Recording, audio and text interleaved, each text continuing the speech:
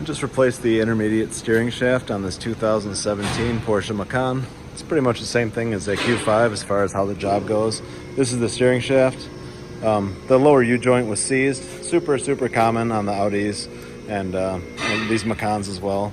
It's the same part. They'll seize in one way, not the other. They'll move this way just fine, then the other way it's completely seized.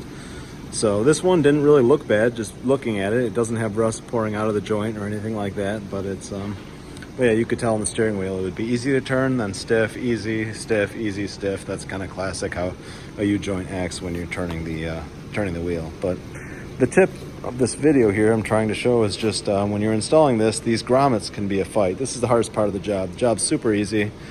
Just a couple bolts, a pinch bolt on each side, then you can grab it right out from the inside of the car. But getting these little grommets back into position can be a bit of a fight. So what you want to do is grease them up. So a lot of times I'll use a brake lubricant, and I'll just coat this whole section of the, this is the lower one, so this will be, you'll access it through the bottom of the car. I'll coat this whole thing in grease, and then this lip right here as well, I'll put grease on this edge here. So when you push this in, you want to get underneath the car and pull on these little fingers with a pair of pliers is what I typically do.